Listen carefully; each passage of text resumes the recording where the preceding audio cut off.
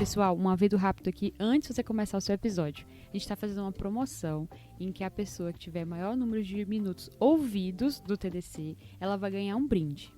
É naquela promoção, né, da retrospectiva do Spotify, né, Ju? Exatamente, Thiago. E o que é que vem nesse brinde? Olha, essa promoção é inédita, tá? Sim. Então a pessoa vai poder ganhar a blusa oficial do TDC, a caneca oficial do TDC, Tá. a caneta e o caderno. Tudo isso em casa. Ótimo. E o que é que precisa, né? Você, ouvinte, vai ter que compartilhar a sua retrospectiva, marcando o TDC. Lembrando que o perfil precisa estar aberto pra gente conseguir ver. E ao final desse período, a gente vai selecionar, né, a pessoa que tem o maior número de minutos ouvidos e essa pessoa vai receber esse kit em casa. Jô, eu tô sentindo que muita gente vai deixar rolando dormindo, tá? Mas tudo bem, vai ganhar quem tiver mais minutos ouvidos do TDC. E é isso aí, vamos ver, né? Agora que a promoção começou, agora eu tô ansiosa pelo resultado. Vamos nessa.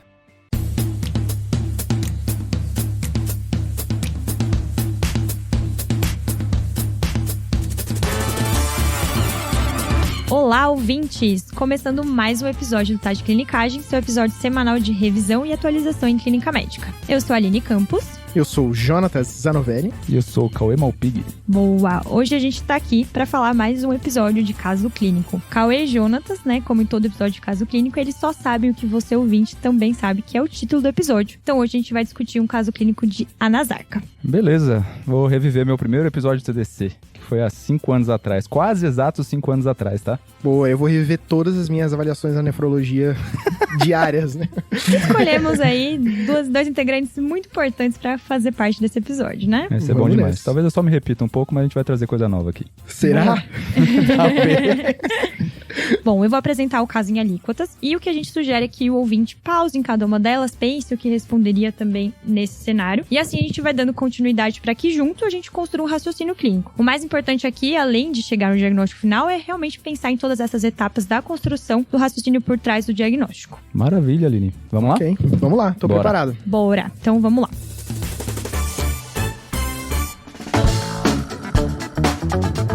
O caso é de um homem de 65 anos, natural de Minas Gerais, procedente de São Paulo aí há 7 anos, aposentado. De antecedentes, ele era um paciente com uma hipertensão de longa data, que estava em uso de espironolactona 12,5 e metoprolol 25, um DM2 não insulino dependente, além de uma doença renal crônica aí em segmento com um nefrologista na rede. Era um paciente que já tinha um histórico de um adenocarcinoma de cólon direito, sem fatores de risco, tratado só com cirurgia em dezembro de 3 anos atrás, e agora tinha diagnosticado um adenocarcinoma de próstata que estava em tratamento com leuprorelina e ia iniciar radioterapia. Ele procurou a UPA, referindo então um edema generalizado e dispneia progressiva há cerca de 2 meses. O quadro começou com um edema em membro inferior, evoluindo então para edema de membros superiores e face. Relatou junto também uma dispneia que começou aos grandes esforços, foi sendo progressiva e atualmente estava ao repouso, com piora ao deitar. Além disso, ele percebeu um aumento de peso significativo, tinha aí por volta de 87 quilos e agora estava pesando 106 quilos, negou febre, dor torácica, palpitação, e antes de procurar aqui a UPA, ele já tinha passado por 2 atendimentos médicos prévios. O primeiro, ele procurou um serviço de urgência por conta desse edema e uma sensação de sufocamento na região cervical. Foi prescrito prednisona 20mg por 5 dias e ele notou uma melhora parcial. Depois, em consulta ambulatorial na UBS, foi só ajustado os medicamentos antihipertensivos, já que ele estava com uma elevação pressórica, introduziu losartana, lodipino e também foi prescrito furosemida, 2 comprimidos de 40 via oral, mas não melhorou o quadro, continuou progredindo e resolveu procurar atendimento. De exame físico, ele tinha um peso, então, de 115 quilos aqui na admissão, tá? Tinha sinal vital, uma frequência cardíaca de 105 batimentos, ataque apneico leve, com uma frequência respiratória de 25, uma pressão de 170 por 110 ml de mercúrio e saturando 93% em ar ambiente. Na ectoscopia tinha um regular estado geral, estava descorado uma cruz, anictérico, acianótico, anasarcado, incluindo com edema de face. Neurológico orientado em tempo e espaço, sem déficits. No respiratório, tinha um murmúrio que era reduzido bilateralmente, mas principalmente em bases, e com estertores crepitantes em terços médios, mas não tinha nenhum sinal de esforço respiratório. Do ponto de vista cardiovascular, tinha ritmo cardíaco regular, 2 tempos, bulhas fonéticas sem sopros, abdômen globoso, com ruídos normativos, indolor à palpação, com difícil avaliação de ascite por conta de adiposidade. Nas extremidades, elas estavam quentes e bem perfundidas, mas bastante demasiados. Membros inferiores com edema de 4 cruzes em 4 com cacifo positivo. Membros superiores com edema de 2 cruzes em 4, sem dor à palpação ou empastamento e com enchimento capilar rápido. E aí, gente, diante desse caso, o que é que vocês pensam? Cara, loucura. Só pelo antecedente pessoal desse cara aqui, todas podem causar edema, tá? Edema, enazarca, tá? Hipertensão, diabetes, doença renal crônica, neoplasia. Então, assim, não é um caso fácil. Acho que a gente vai ter que se debruçar aqui e pensar bem. Ele engloba bastante coisa aqui que a gente vai pensar no diagnóstico diferencial inicial de edema generalizado, né? Ou de anasarca, que é basicamente a mesma coisa, né, Ju? E acho que já pinta aqui na minha cabeça que uma coisa que a gente tem que pensar quando o paciente tem um edema generalizado é que é muito frequente, depende da coorte que a gente vê, lógico, mas de 20 a 50% dos pacientes tem mais uma causa de edema quando vem com edema generalizado no pronto-socorro pra gente, né? Então, acho que a gente vai ter que pensar aí, mesmo que esteja uma coisa muito clara, eu acho que a gente vai ter que pensar se não tem alguma coisa por trás. Perfeito.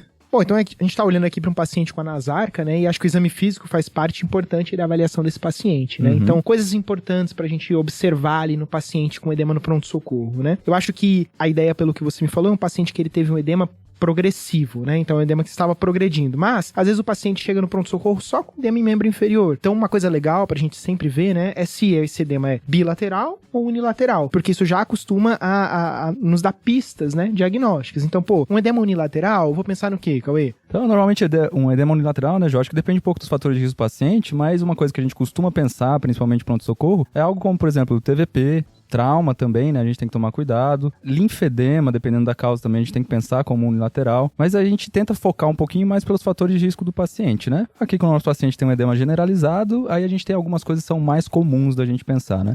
Queria falar só um comentário aqui, né? Sobre aquele edema que a gente chama de edema depressivo, né? Que a gente fala até, usa o termo cacifo, né? Ou um edema que é não depressivo, né? Então, quando a gente pensa em edema depressivo, a gente pensa o quê? Que tem um excesso de água ali no interstício e quando a gente aperta, gera uma pressão ali, essa água tá se mobilizando. Por outro lado, né, quando a gente tem um edema que não é depressivo, aquele edema duro, né, o problema não é muito bem nessa mobilização de água, pode ter a ver ali com um pouco de obstrução, ou por exemplo, no caso do hipotiroidismo, né, que a gente tem um acúmulo de mucopolissacarídeos, né, acho que esse é o termo, né, bonito, acho que é isso aí, né?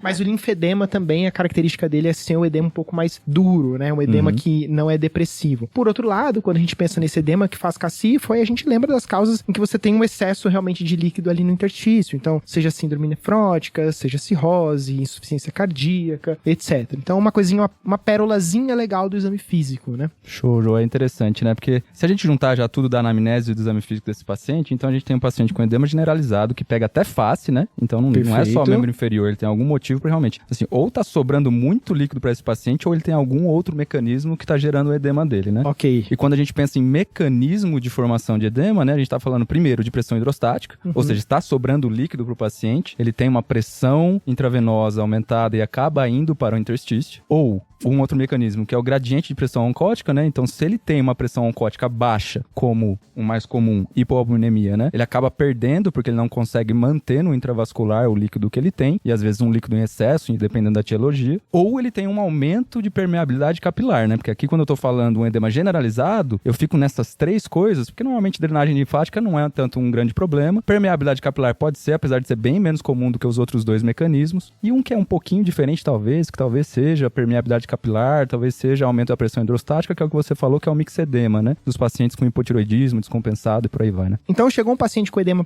pra você, acho que quando a gente pensa nas etiologias, eu gosto de dividir assim, Cauê. Eles chamavam antigamente, né, overflow e underfill, né? Então, baseado nisso que você falou, tem os pacientes que têm essa questão do overflow, da pressão hidrostática, grupo 1, a gente vai destrinchar mais pra frente. Depois, os pacientes com underfill, que tem problema justamente na pressão oncótica, né? Vamos destrinchar. E por último, pode ser as miscelâneas, né? Sim. Que a gente coloca ali o linfedema, mixedema. Vamos começar então, Cauê, pelos pacientes que têm essa pressão hidrostática mais elevada, né? Os pacientes que têm esse overflow, né? Então, tem muita água ali dentro do vaso querendo sair, né? Extravasando ali pro outro lado. Aqui focando na anasarca, né, Ju? Perfeito. Que de longe é o mais comum. comum também, né? Aumento da pressão hidrostática, o overflow é de longe o mais comum o mecanismo. Né? Exato. Então eu gosto de dividir nas seguintes causas, pensando em aumento de pressão hidrostática, né? Pacientes que têm um aumento do volume plasmático, então eles fazem aquela retenção hidrossalina. Os pacientes com causas vasculares e os pacientes que têm vasodilatação arterial. Então vamos começar aqui pelo aumento do volume plasmático, né? Retenção hidrossalina. Aqui, Cauê, aí são... se você chutar uma causa, a chance de entrar aqui é muito alta, né? Então vai ser a IRA, ou paciente com DRC, paciente com cirrose, a própria gestação, pacientes que têm sobrecarga de fluido por causas iatrogênicas, né? Ou de sal por causa iatrogênica. Todas elas acabam entrando aqui nesse balaio, né? Da retenção hidrossalina. Se a gente pensar na Nasarca, né, Jô, essas 4 primeiras que você falou são as mais comuns, né? Então, primeiro, pensar no coração com IC. Segundo, pensar no rim com IRA ou DRC, né? Já em avanço. Terceiro, pensar em fígado, né? Cirrose, hipopneumonia, hipertensão porta. E terceiro, que você falou, às vezes, que passa despercebido, é gravidez, né? Mas tem que tomar cuidado também. Bom, e aí, ainda dentro, né, das causas de aumento da pressão hidrostática, a gente tem as causas vasculares, né? Então, pode ser uma obstrução venosa, uma insuficiência venosa. Por exemplo, a cirrose, ela pode causar o quê? Às vezes o paciente faz uma trombose de porta, ou até mesmo a cirrose ali hepática pode causar essa obstrução vascular, né? E fazer aí com que esse líquido que tá dentro do vaso extravase e gere edema. Ou a própria trombose venosa, né? O TVP, etc. Isso também pode fazer extravasamento e o paciente ficar com edema. Geralmente não faz tanto essa nasarca que a gente tá vendo aqui nesse caso, né? Eu acho que trazendo pro caso do paciente, né, Jô, que já tem até edema de face. Realmente aqui, se a gente tá pensando em um paciente cirrótico, mesmo que ele esteja hipoalbuminêmico, né, é muito difícil a gente ver um paciente cirrótico que já vem até com edema de face. Isso a gente costuma ver das causas mais comuns, sem dúvida alguma, no paciente que tem uma síndrome nefrótica, vem junto às vezes com injúria renal, porque tem uma retenção hidrossalina importante também. Na IC, em casos muito extremos, a gente também pode ver edema de face, mas não, assim, pensando em todos os casos que eu já vi de IC no pronto-socorro na minha vida, não é uma coisa tão comum assim, mas pode acontecer, né? Concordo. Acho que eu, pelo menos, não me lembro de um cara com IC, assim, vir com edema de face. Acho que esse cara não ia estar bem, não. Esse cara não iria estar bem. Não ia estar saturando 93% em ar ambiente, tá? Com certeza. Com certeza não. E por último, ainda dentro das causas de aumento ali da pressão hidrostática, né? A gente tem os vasodilatadores arteriais, tipo os bloqueadores de canal de cálcio dihidropiridínicos, né? O amlodipino. Sim. É uma causa bem comum de ambulatório, né? A gente vê aquele edemazinho e tudo mais. Mas também, assim, a Nasarca... Acho que too much, né? Muito difícil, né? Eu já vi até... A maior parte, é sem dúvida alguma, edema de membro inferior pelo amlodipino. É frequente, às vezes até 1 a cada 5, 6 pacientes que usam amlodipino pode ter edema de membro inferior. Pouquíssimos casos relatados na literatura com edema acima da pelve. Então, acho que na face ficaria menos provável, né? Perfeito. E aí, agora, a gente estava falando das causas de overflow, né? Agora a gente pode falar das causas de underfill, né? A pressão oncótica, às vezes, está diminuída ou a permeabilidade do vaso está aumentada. Maravilha. Então, pensando em pressão oncótica diminuída, né? A gente pode pensar primeiro nas causas em que há perda de proteína, então síndrome nefrótica, a enteropatia perdedora de proteínas, né? Uma causa clássica. A gente pode pensar também nas causas em que a produção de albumina está reduzida, então nas doenças hepáticas, pacientes com desnutrição, né? Kwashiorkor, né? Assim é a pronúncia? Kwashiorkor? Alguma coisa assim. Kwashiorkor, não é? Que língua é essa? Sei lá eu. Pô, no final do episódio a gente responde. Tá bom, ok. Beleza, eu ia pesquisar aqui em loco, mas se o João esquecer de responder isso aqui no final do episódio, é maluco. Bom, e as outras causas são o aumento da permeabilidade capilar, né? Então, clássico, né? Queimadura, né? O grande queimado, né? Paciente séptico. Quem nunca viu, né? Aquele paciente super crítico lá no pronto-socorro, todo anasarcado, né? Então, a gente tem aqui um aumento da permeabilidade capilar. É claro que muitas causas vão se somando, né? Então, às vezes tem uma hipoalbuminemia na jogada, tem uma permeabilidade capilar aumentada, enfim. Além disso, tem as alergias, né? As anafilaxias também, que tem esse mecanismo de aumento da permeabilidade capilar. E aí, alguns casos de ascite relacionada à malignidade, também vai entrar esse mecanismo aí. Então, vocês querem esses exames, já começar o diurético? Vocês querem saber mais alguma coisa do caso também? Só algumas curiosidades, assim. Sinais de desnutrição, história de que ele tava com anorexia, hiporexia, não tem, né? Não, nada disso. Só pra excluir causas mais, assim... Diarreia. Nenhuma queixa gastrointestinal. É porque normalmente a enteropatia perdedora de proteína vem junto com diarreia, né? Vem com sinais de má absorção, né? Então diarreia acaba sendo mais frequente, mais dor abdominal. E também porque, assim, é menos frequente a etiologia de perda de proteína pelo intestino. Mas quando o paciente tem, ele pode desenvolver uma hipovolemia aguda mais importante e fazer edema de face também. É uma das causas, né? E meu nefrologista, você não quer saber nada, não, sobre as queixas urinárias desse paciente? Opa! não Pegou, me tá? venha Pegou. com aquela questão assim, será que ele tá com muita espuma na urina, né? Cara, isso me deixa maluco, né? Porque a gente sabe que qualquer coisa pode fazer espuma na urina, até fazer xixi em pé. Mas tudo bem, Aline. Zero valor, tá? Ele Já tem... senti. O nosso querido aqui, ele tem espuminha na urina? Sim, quando questionado, Olha ele referiu que aí. tinha espuma na urina. Olha aí. Mas não notou diminuição da diurese, não tinha outras queixas aí, como disúria ou retenção. Ok. E ele é insulino dependente? Não, e inclusive ele falou que tinha esse diagnóstico de diabetes, mas não estava em nenhum tratamento no momento, tá? E tem algum dado da BRC dele, Lili? A gente foi atrás e a gente conseguiu encontrar que a creatinina basal desse paciente era em torno de 1,8, que dava um clearance pra ele de 41, então 3B. Brasil. O Jonas nem acompanharia ainda, tá? Esse aí dá pra tratar lá na UBS, tranquilamente. E a princípio a gente não sabia sobre a albuminúria pra ele, né? Pra Não. estadiar. Não tinha nada sobre isso ainda.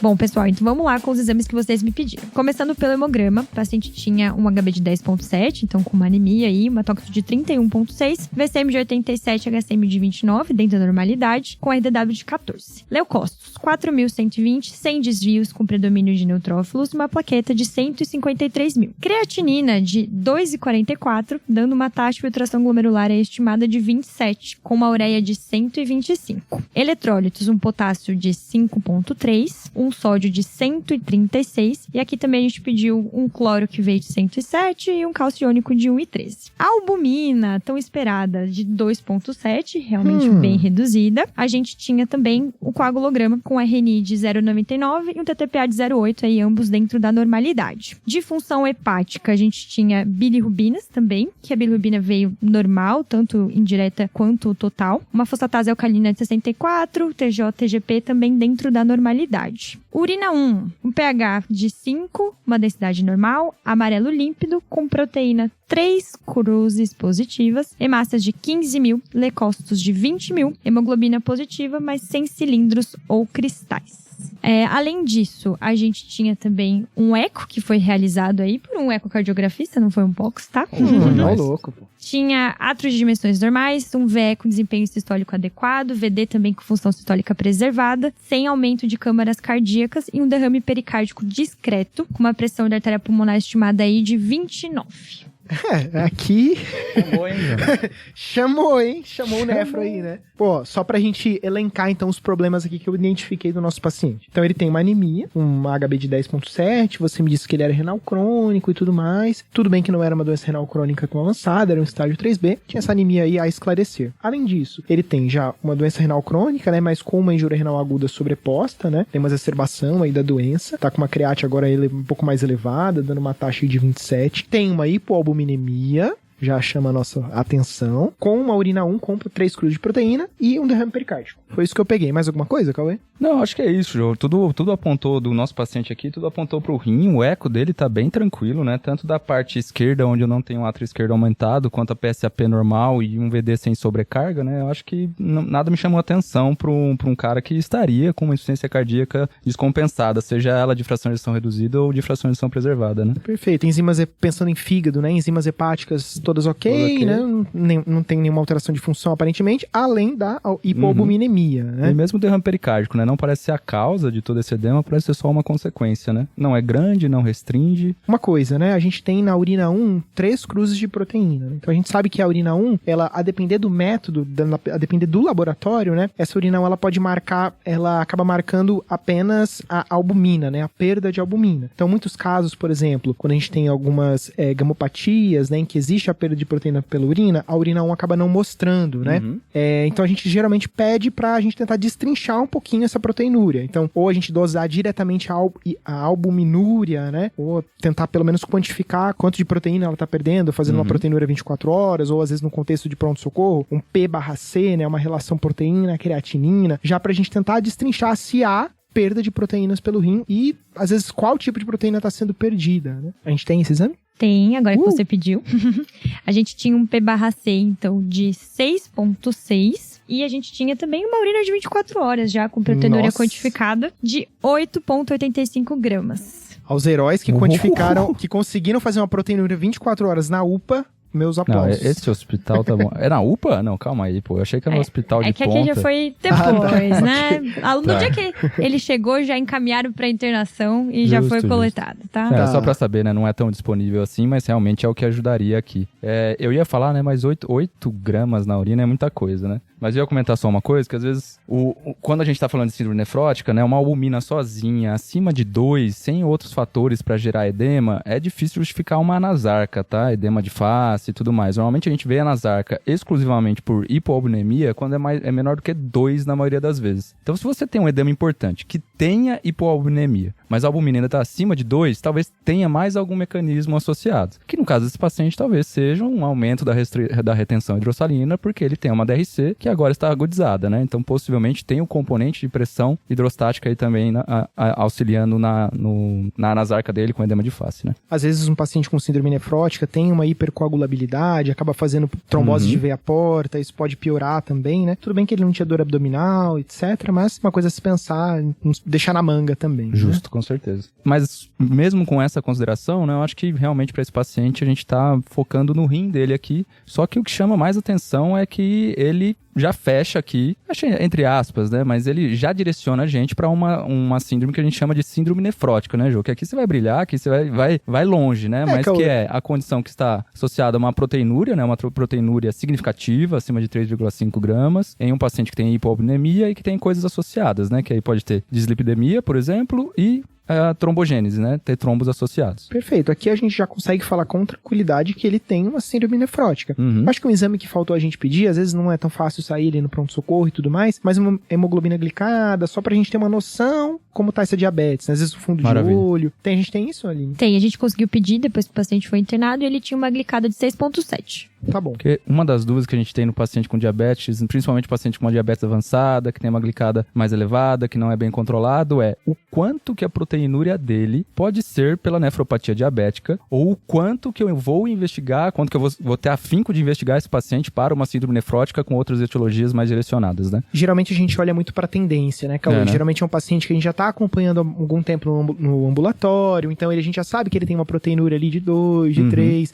Isso assim, olhando, já usando, né, os antiproteinúricos, IECA, BRA, DAPA, etc. E aí, de repente, o cara saiu de uma proteinúria de 2 e foi pra 5, 6, 7, 8. Então isso chama muito a nossa atenção e talvez nesses casos vale a pena dar aquela investigada melhor, né? Então é nesses casos que o diabetes tem que chamar a nossa atenção. Mas aqui, ele é um diabético com uma glicada de 6, parece que tá bem controlado. Eu não sei como tá o fundo de olho, às vezes dá uma pista, né? A retinopatia diabética costuma aparecer até um pouquinho antes, ou pelo menos simultâneo ali com a nefropatia diabética. Então, talvez não seria a minha primeira hipótese aqui.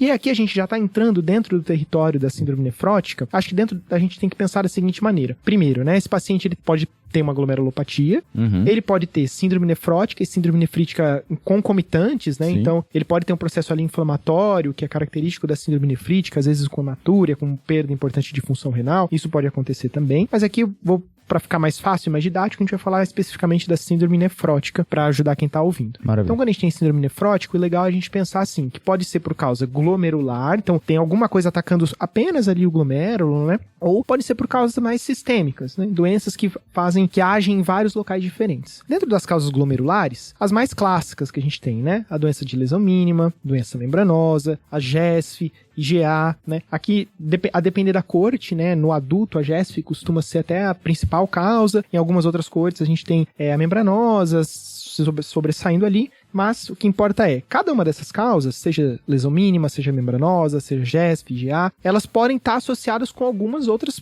doenças. Então, vou destrinchar aqui pra vocês. Elas Pode podem ser? ser primárias ou secundárias, né? Perfeitamente, esse era o termo que eu ia usar. Então vamos lá. A doença de lesão mínima, ela pode ser idiopática, né, ali primária, ou ela pode ser secundária. E aí quais são as principais causas, né? Aqui a gente tem quem? Os AINES, né? O grande inimigo do nefrologista, mas eles podem causar doença de lesão mínima também, podostopatia, pode fazer proteinúria, etc.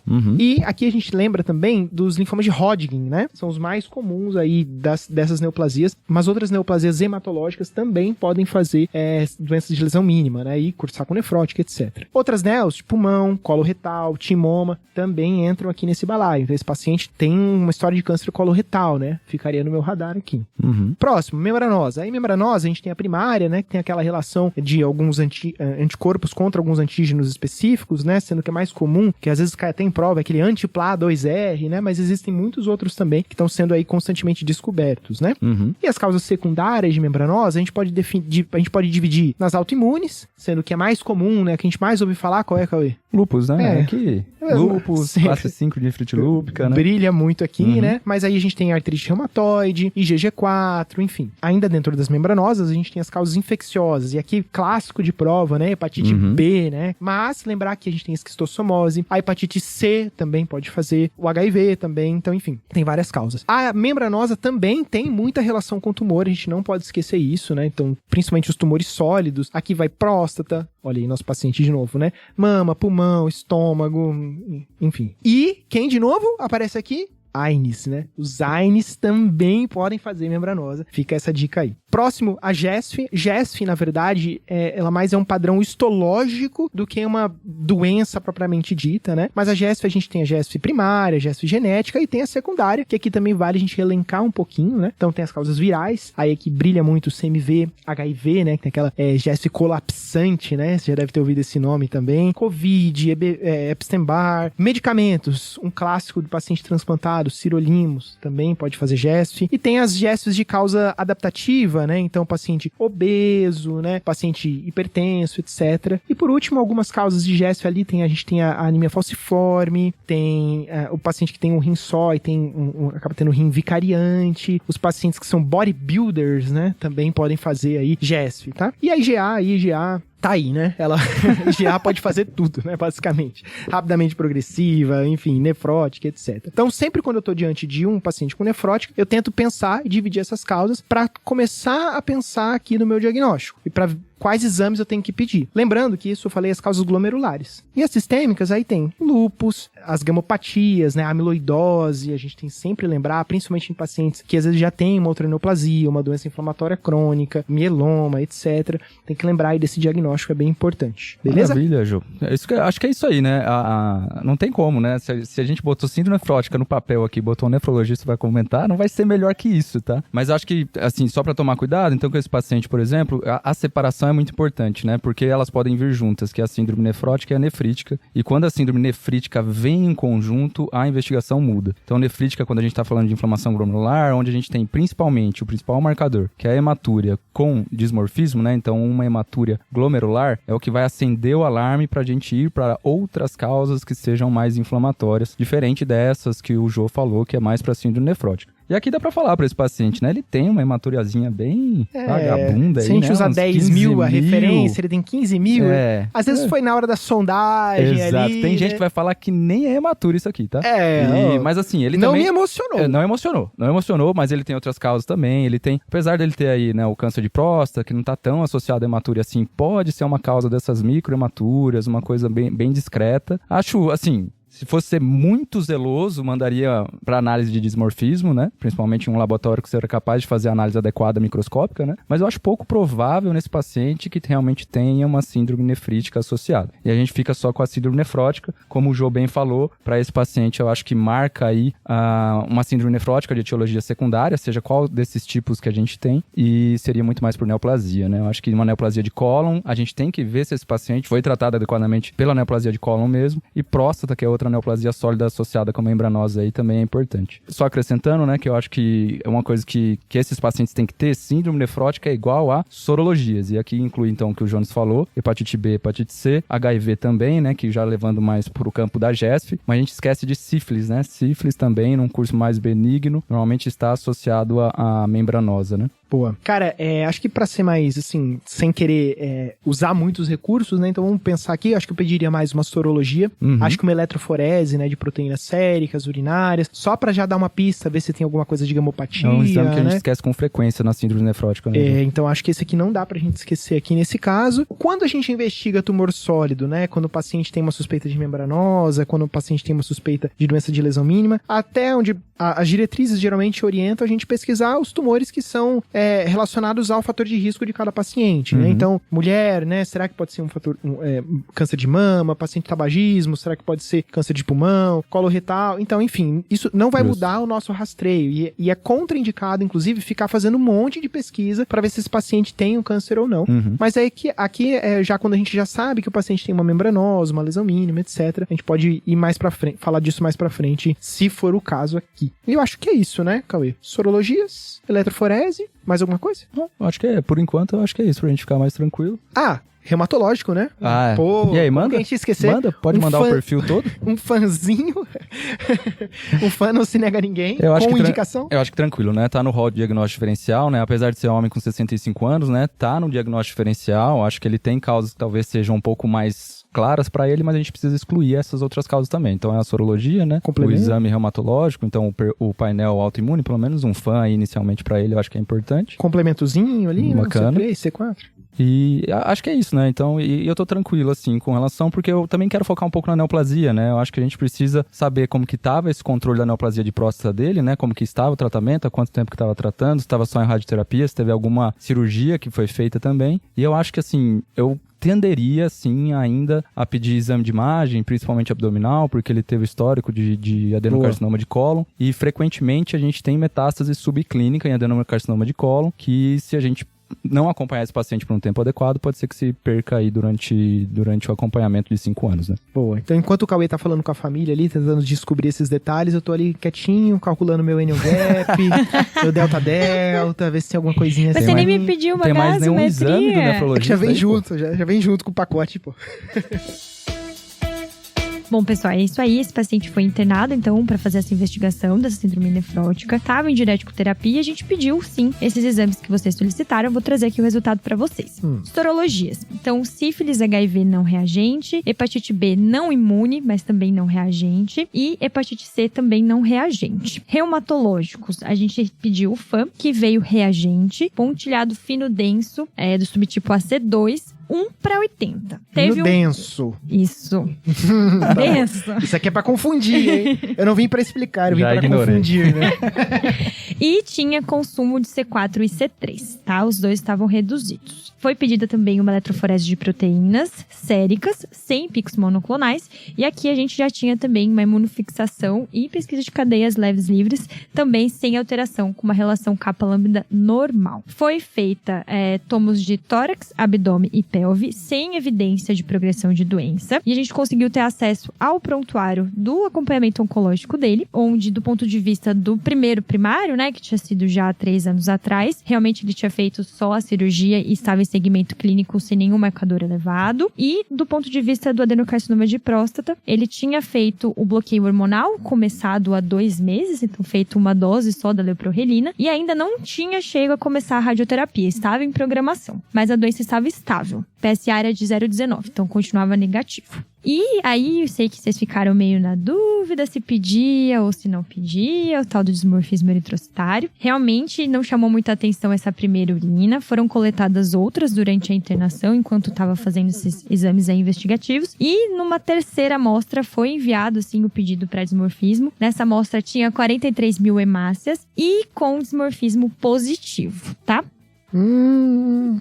Tá, beleza. Claramente tomamos uma grande rasteira aqui, hein, Jantos? Pois é, cara, olha aí, né? 15 mil hemácias. Ó, mas depois veio 45 mil, a culpa não foi nossa. Acho que o grande lema né, o grande aprendizado que eu gosto também de falar é porque, assim, uma urina 1 não leva ninguém a nada. O bom é na sempre emergência ainda? Mal sempre coletada? repetir, exato. Tranquilo. Tem que sempre repetir, Tem que né? repetir. Chegou na enfermaria, tem que repetir. E aí repetimos e veio uma hematuria. E aí, mas aí Maior? entra no contexto que a gente já falou, né, Jô? Acho que resgatando aqui, é falando que esse paciente tinha uma síndrome nefrótica e agora ele tem uma síndrome nefrítica, né? Então ele tem uma inflamação glomerular, basicamente. Ele tem os dois, né? O nefrítica e a nefrótica. Exatamente, né? Então, as duas coisas vêm juntos, talvez uma causa única que tá causando as duas coisas, né? Então o nosso diagnóstico aqui a gente vai ter que abrir mais uma janelinha, né? Pensar em umas causas de membrana proliferativa, proliferativa, né? Uma coisinha mais assim. E aí, entrando na membrana proliferativa, aproveitar que você falou, Jô, que normalmente é o padrão de lesão glomerular que a gente tem, principalmente que cursa com hematúria, dismorfismo introcitário e por aí vai, cilindros hemáticos, né, e por aí vai. A gente tem que pensar nas causas, né? E aqui nas causas, a gente cai em conjuntos que principalmente é por imunocomplexos e por complemento. Sendo que o mais comum, de longe, é a presença de imunocomplexo, só que muita coisa pode causar imunocomplexo, né? Ou seja, a deposição de imunocomplexos nos glomérulos do rim, que vai gerar essa inflamação e gerar essa hematúria com dismorfismo, né? Então, assim, e aí falando agora do ponto de vista do clínico, e o Jonatas depois ele entra no menos comum, que talvez é o complemento, né? Mas quando eu tô pensando em imunocomplexo, eu vou dividir principalmente em doenças autoimunes, que aqui o nosso paciente tem um FAM 1/80, apesar de ser um padrão mais bobinho, talvez valha a pena a gente ter alguns autoanticorpos para investigação pormenorizada desse paciente que veio com o FAM positivo, né?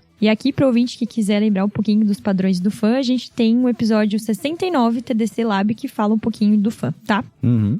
Acho que vale lembrar do ANCA, né? Às vezes antimembrano basal glomerular, né? Acho que isso tudo aí entra pra gente tentar fazer já diagnósticos diferenciais, né? Maravilha. Aí, infecções crônicas, que não parece ser o contexto desse paciente, porque aqui a gente tá falando principalmente de uma forma mais subclínica, vamos dizer assim, de vírus, né? Então, hepatite C excluída, hepatite B excluída, HIV também excluído. Não me parece que esse paciente tenha uma infecção crônica bacteriana ou fúngica, que também poderiam causar imunocomplexos a longo prazo. Uma coisa que tem que tomar cuidado para esse paciente, uma infecção dos pacientes de Minas Gerais, principalmente no norte, que pode causar imunocomplexo no contexto crônico, é a esquistostomose. Talvez só nesse ponto de vista a gente vê um pouquinho melhor a epidemiologia desse paciente e investigar a esquistostomose com uma sorologia, por exemplo, né? E por último aqui, que não parece ser o caso desse paciente também, que seria gamopatias monoclonais ou doenças linfoproliferativas, fazendo uma crioglobulinemia tipo 1, por exemplo, né? O que eu fico na dúvida, e talvez não sei se o Jô vai conseguir responder, é se neoplasias sólidas por si só podem causar imunocomplexo e esse imunocomplexo sedimentar no rim e gerar uma síndrome nefrítica, Jô. Mas nunca vi, só joguei a ideia aqui e eu vou deixar pra você.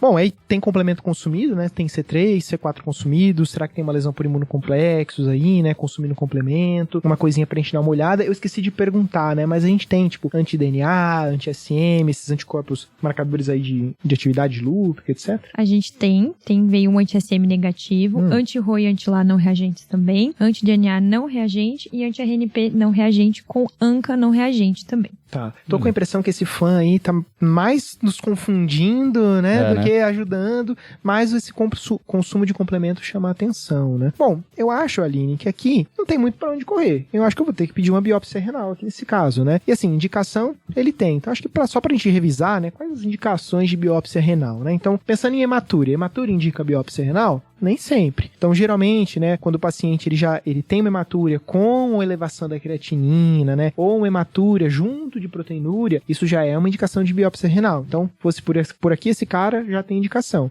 Proteinúria, né? Quando a gente indica proteinúria, né? Então, geralmente uma proteinúria maior que 1 grama, né? Um exame idealmente repetido, confirmado, em outras medidas, né? E um paciente sem outras comorbidades, ou paciente que tem diabetes, né, que tá evoluindo aí com uma proteinúria importante, então geralmente mais do que 3 gramas, e ainda uma evolução meio esquisita, né, do diabetes, então eu já falei isso, né, então o cara tinha uma proteinúria de 2, 3, e de repente ficou 5, 6, 7, então isso também acaba sendo uma indicação aí de biópsia, né. Paciente com injúria renal aguda, às vezes a gente quer ver se ele tem às vezes no contexto de uma injúria tubular aguda e tudo mais, só que não melhora, né, o cara já tá 7, 14 dias já com uma injúria renal aguda e não tá melhorando, talvez nesses casos a gente seja favorável a realizar biópsia, né? Paciente que a gente tá suspeitando de NIA, mas que a gente já tirou a causa base e não tá melhorando também, biópsia. E no lúpus, né, pacientes com doença lúpica, geralmente a gente tende a ser um pouco menos conservador com relação à proteinúria, né? Então, o paciente que tem uma proteinúria ali já batendo nos 500, né, ou o paciente que já tá com uma função renal piorando com o tempo, também acho que vale uma biópsia aqui. Então, nosso paciente, né, ele tem proteinúria, tem hematúria e tem já disfunção renal, né? Então, acho que esse paciente vai muito bem em uma biópsia aqui. Vocês fizeram biópsia renal nesse caso? Sim, Opa. foi feita uma biópsia renal, É agora, tá? viu? Então, tinha 21 glomérulos representados na amostra, 4 esclerosados aí globalmente, e tinha uma expansão da matriz mesangial esboçando nódulos, dando um diagnóstico de glomerulonefrite mediada por imunocomplexos com padrão membrano proliferativo. Tinha expostos nodulares crescentes celulares focais, 4 de 21 glomérulos, fibrose intersticial e atrofia tubular leve e arteriosclerose moderada acentuada e arteriosclerose hialina, e provavelmente por conta da hipertensão. E na imunofluorescência a gente tinha depósito granular mesangial de IgG, traços, IgM uma cruz, fator C3 do complemento 2 cruzes em 3, cadeias leves kappa 1 em 3 e lambda 1 em 3, com distribuição segmentar ora focal, ora difusa. Tá. Que é o que a gente comentou aqui, né, Jô? De glomerulonefrite membrana proliferativa, as principais causas, a gente entra em imunocomplexo e mediado por complemento, né? Acho que aponta pra gente já o que a gente tava querendo investigar, né? Mas aí tá a biópsia direcionando melhor, porque vai afunilar a nossa investigação, né? Pela presença de imunocomplexo aqui, como a Aline falou, pela biópsia do paciente. E a gente vai pensar, como eu tinha falado, nas principais causas, né? O que você acha aí, Jô, pra esse paciente? Putz, cara, pensando em principais causas, né? A gente tem... Cara, é difícil, né? Então, pensando em glomerulopatia, membrana proliferativa, né? Com esse padrão de depósito granular, a gente tem lúpus, né? Só que é um lúpus, tem um FAM positivo, mais fino, denso, né? Enfim, deixaria ele na manga. Talvez, não sei se pensaria muito nisso agora. IgA não é, né? Porque IgA a gente precisa ter um padrão de dominância ou codominância ali na biópsia, e ele não tinha, né? Não tinha nada de IgA. Então, também não pensaria nisso. Algumas infecções, né, ativas podem fazer esse padrão também, esse depósito granular, né? Então, tem a hepatite C, hepatite B, HIV... algumas infecções bacterianas, mas também, pelo que a Aline falou, né? Não parece, ele não tinha nenhuma história disso, né? A gente tem a CRIO, né? CRIO pode ser, a CRIO consome principalmente muito C4, né? Às vezes o fator reumatoide também pode estar alterado, a gente acabou esquecendo de pedir, mas você tem essa informação? Sim, tudo negativo. Tudo negativo, né? Então também fala um pouquinho contra. E aí, né, tem as gamopatias monoclonais de significado renal que podem também consumir complemento e não necessariamente vão positivar ali a eletroforese. Então pode acontecer da eletroforese vir negativa, a imunofixação vir negativa e mesmo assim ser esse tipo de doença. Assim, a eletroforese de proteínas está negativa, né? Eu não sei se esse paciente realizou a avaliação de medula óssea, etc e tudo mais. Existem as gamopatias monoclonais de significado renal, né? Que podem se apresentar de várias formas diferentes, né? Tem um artigo até da Nature Prime Reviews só sobre gamopatia monoclonal de significado renal e mostra lá cada tipo de depósito na biópsia e consome complemento, poderia até ser alguma coisa assim,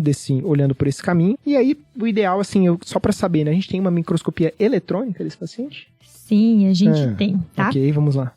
Foi encaminhado para microscopia eletrônica, justamente porque na microscopia óptica tinha, assim, uma nota que eu tirei um pouquinho de vocês, falando que havia uma possibilidade de glomerulonefrite com depósitos organizados, dentre elas glomerulonefrite fibrilar, que raramente pode se apresentar com padrão pauci-imune. Então, foi encaminhado e ficou-se muito em dúvida, tá? Mas Top.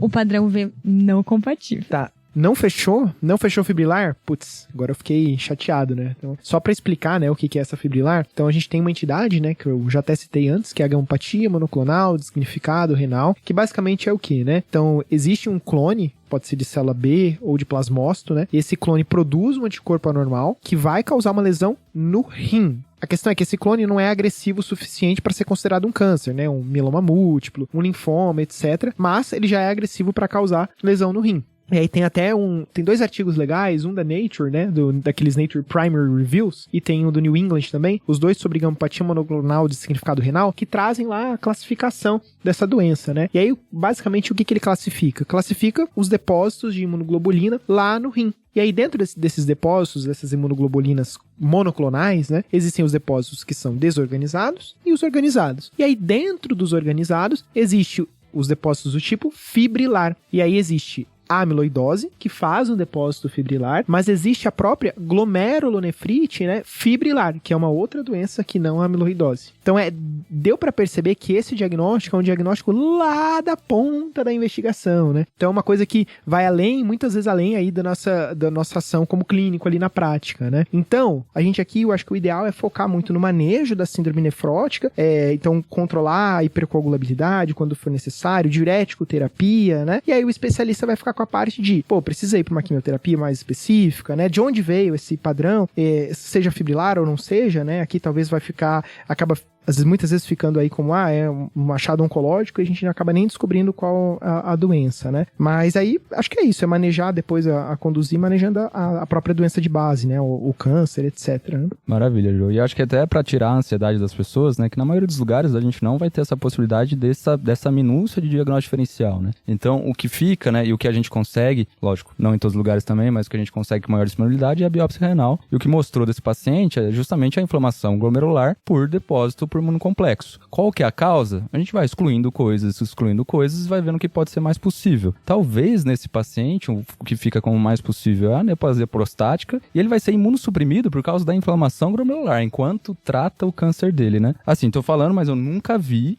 imunocomplexo por neoplasia prostática. O que eu já li, né, o que eu já tinha até em resumos meus, quando eu fiz o último episódio aqui com o pessoal, é que carcinoma de células renais e melanoma são os dois que têm mais relatos de casos aí na literatura que podem fazer imunocomplexos nas biópsias renais, né? Mas talvez o imunossuprimir aqui seja o mais importante mesmo. Perfeito, gente. Então foi isso. O paciente foi manejado, então, do ponto de vista da síndrome nefrótica, diurético terapia, perdeu peso, tá? Conseguiu voltar aí pra menos 30 quilos, chegou até com 83, menos do que o peso último que a gente tinha ambulatorial dele. Foi optado por fazer, então, uma pulsoterapia com corticoide por 3 dias. Não houve uma resposta tão satisfatória em termos da proteinúria. E aí foi optado por uma imunossupressão com ciclofosfamida. Realmente, a gente ficou com uma principal hipótese, algo relacionado à neoplasia. E foi feita a imunossupressão diante da síndrome nefrótica, enquanto a gente reinstalou o tratamento oncológico. Massa. Maravilha. Casão, tá? Um caso... Tá. Pô, me botou pra pensar aqui, tá? Tá maluco. Muito bom. Era essa a intenção. Você não foi escolhido à toa. Tá, tá bom. O homem veio para brilhar aqui, tá? E brilhou. Boa. Fechou? Fechamos? Terminou? Beleza, vamos para os salves. Bora.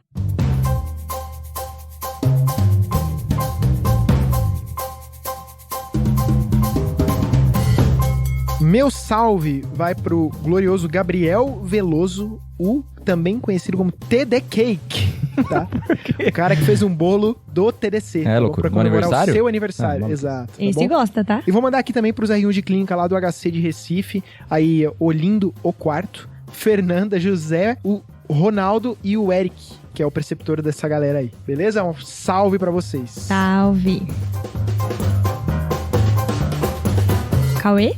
Meu salve vai para Ivonete, que o pessoal conheceu lá no Congresso de Clínica, lá em Olinda. E ela é professora, na verdade, tá? E ela fala que recomenda o TDC para todos os alunos dela. Inclusive, começou a estudar alguns temas mais recentemente, justamente por causa do TDC. Então, assim, a gente só tem a agradecer, né? Tem que divulgar a palavra mesmo. Obrigado, Ivonete. E aí, mandar um outro salve aqui a pedidos especiais, tá? Porque o Caio Graça e o Nicolas Patrícios, que inclusive o Nicolas foi nosso estagiário também, eles ficaram na enfermaria lá do HU de Fortaleza para que a Larissa e a Giovana Carvalho pudessem ir pro Congresso Brasileiro de Clínica Médica, tá? Então, ó, pediram e aqui está o salve pelo esforço de vocês, tá? Então vocês merecem esse salve.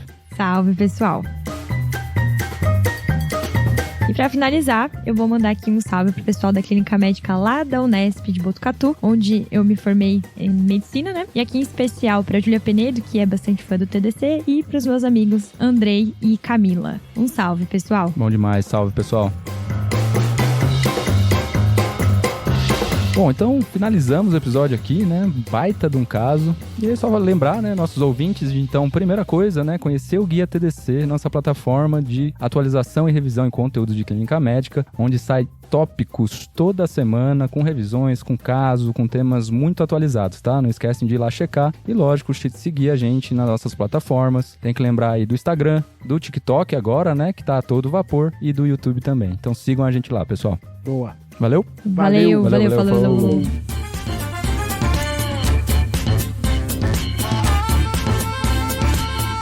Esse podcast tem como objetivo educação médica. Não utilize como recomendação. Para isso, procure seu médico.